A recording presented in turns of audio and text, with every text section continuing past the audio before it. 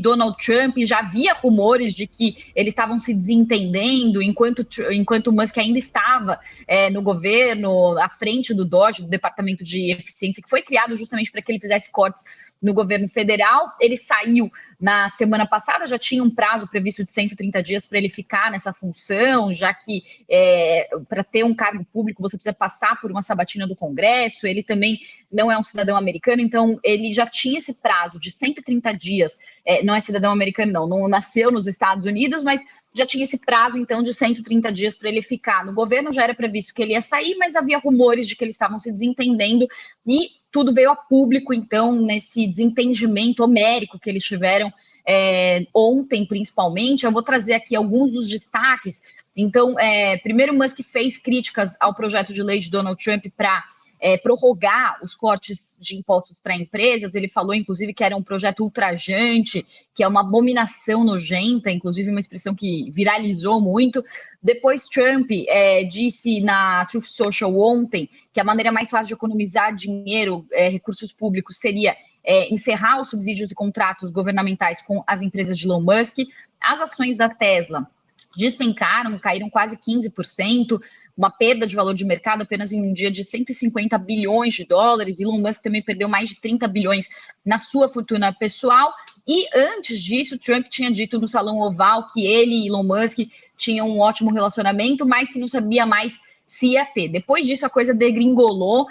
Musk chegou a dizer sim quando um internauta perguntou se Trump deveria sofrer impeachment. Também, numa outra publicação, ele falou que ia descomissionar a Dragon, por causa dessas declarações de Donald Trump. E aí, no momento de clímax, eu diria, né, Lori, não sei se você concorda com isso, mas foi quando Elon Musk, então, disse: é hora de soltar a bomba realmente grande. Donald Trump está nos arquivos de Epstein. Essa é a verdadeira razão pela qual eles não foram tornados públicos.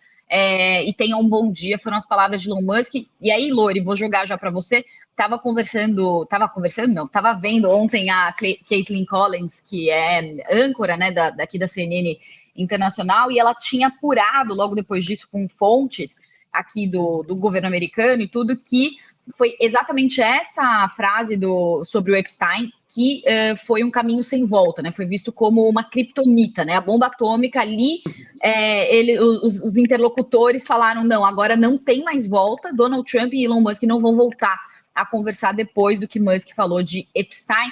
E aí jogo para você, Lori, para você contar um pouco de o que são esses arquivos também, né? E por que e o que você acha que, se você concorda que não tem mais volta.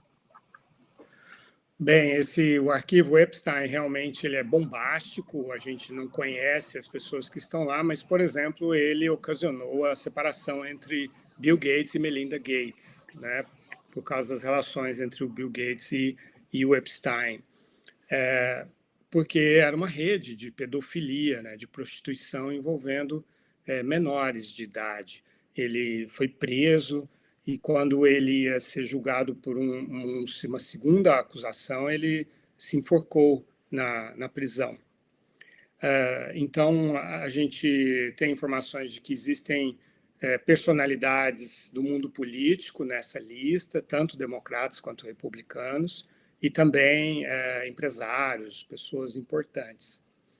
Bem, as fontes da frustração do Elon Musk foram as seguintes. Primeiro, essa questão de que o pacote contempla o fim do subsídio aos carros elétricos, subsídios que foram introduzidos pelo Joe Biden, ironicamente, né?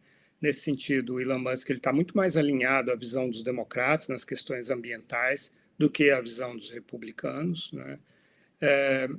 Também ele tentou vender o Starlink para a Agência Federal de Aviação para fazer o controle aéreo. A agência recusou, disse que não podia ancorar esse sistema só em satélite, né, porque não tem fibra ótica, né, e também que havia conflito de interesses, né, porque ele estava no governo.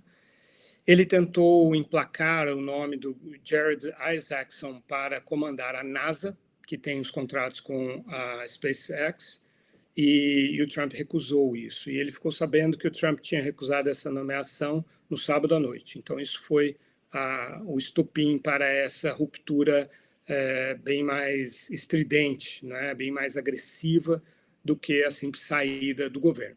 Ele gostaria de ter ficado no DOGE, no Departamento de Eficiência do Governo, mais tempo do que a regra permite, que são 130 dias, mas assessores da Casa Branca falaram, não tem jeito. Né? Ele não passou por sabatina, ele não é um funcionário formal do governo americano. Então, foi em razão dessas frustrações que ele fez essa ruptura dessa forma. Né? Tem muitas discordâncias, na verdade, a única convergência entre Musk e Trump é no campo da política anti-woke, ou seja, anti-diversidade, equidade e inclusão. E essa é uma adesão recente do Musk. Foi depois que um filho dele se reconheceu como uma mulher transgênero. Para ele isso não era um problema. A gente tem o testemunho da cunhada dele, que é brasileira, mulher do irmão dele, que tinha tido antes um relacionamento lésbico e foi muito bem acolhida na família, e era confessora do filho, agora filha do Musk. E ela testemunhou que o Musk tentou muito se reaproximar da filha, mas a filha ela é comunista e ela é anticapitalista, então o que o pai dela representa, ela rejeita. Então ela tirou o sobrenome Musk do nome dela.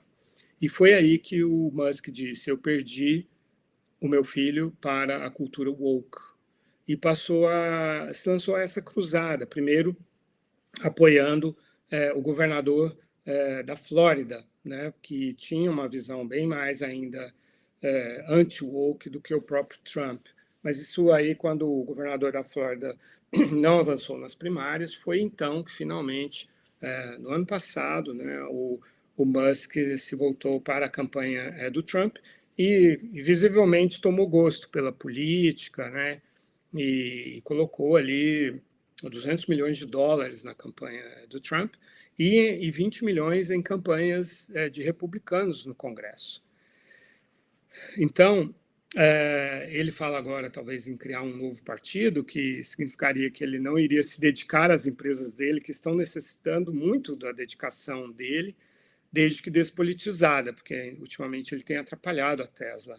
A Tesla, em 2 meses consecutivos na Europa, teve quedas nas vendas de 50%, 2 vezes 50%, depois 50% de novo. E a BYD chinesa ultrapassou a Tesla em vendas mundiais. Nos Estados Unidos, onde você está, você vê aí os adesivos dizendo de carros da Tesla, eu tenho um Tesla, mas não gosto do Elon Musk, estou vendendo, e tudo isso. Carros quebrados, vandalizados, adesivos colados. Eu cheguei a ver num protesto que teve aqui contra o Trump, faz acho que uns 2 meses, eles vandalizando carros da Tesla. Então, realmente virou uma coisa... E é engraçado, né, Lori, porque eram, inclusive, os democratas, né, que usavam os carros da Tesla, etc, né? E assim, agora você foi falando algumas coisas que eu queria comentar. A filha dele, né, a filha trans, é a Vivian Jenna Wilson, né? Esse é o nome que ela adotou, e eles romperam em 2020, e aí eu até já comentei aqui no videocast que eu li a biografia do Musk, do Walter Isaacson, que fez a biografia do Steve Jobs, tal, e ele conta muito dessa relação, e ela é a filha do primeiro casamento dele com a Justina.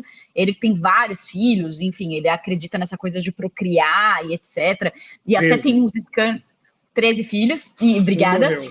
Morreu, né? Pois é, e que foi, acho que, inclusive desse primeiro casamento, e foi um trauma, eles estavam viajando quando o filho morreu, e ele teve um problema de respiração, eles voltaram para o quarto do hotel, ele estava com a babá, e o filho tinha morrido, assim, foi um drama, assim, a vida de Musk é bem dramática, assim, né?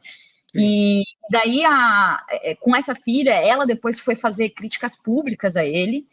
Então, assim, para além do fato dela ter rompido com ele, também tem essa questão de ela vocalizar essas críticas públicas ao pai, dizer que ele é patético e etc., porque ela tem essa visão ali mais progressista, ela, né, critica muitos bilionários, e o pai dela é o maior bilionário do mundo, né? Então, esse é um ponto, e diz que no livro conta que ele era muito ligado a ela, né, quando era pequena e tal, e que ele tentou reatar, mas que ela não quis de jeito nenhum, etc. Um outro ponto que é interessante, que você falou, né, da ruptura de Musk, né, quando que ele passou né, dessa coisa do wokeismo e tal, e tem uma outra questão também que diz muito sobre o aspecto psicológico de Elon Musk, que é o fato de ele ter essa personalidade muito bipolar, e ele é segundo filho, e ele tem uma coisa meio ali de querer atenção, e o Elon Musk teve um episódio que ele ficou furioso com o governo democrata, que foi quando o governo Biden fez um evento para carros, enfim, para fabricantes de carros, e não convidou Elon Musk, e não elogiou, não fez uma homenagem a Elon Musk. Eu não lembro qual montadora, mas ele fez uma homenagem lá a uma montadora, e era um evento para falar sobre o quanto que esses, né, os fabricantes de veículos elétricos, tal. Depois disso, a Casa Branca até teve que gerenciar a crise, mandou um pedido de desculpa público para Elon Musk, mas diz assim no livro, diz que ele ficou assim muito decepcionado, para dizer o mínimo, com o fato dele não ter sido convidado, não ter sido uma das figuras de destaque desse evento, que foi aí que ele resolveu romper com os democratas, e dali ele passou a fazer críticas, etc. E aí, Lori, uma coisa que eu estava ouvindo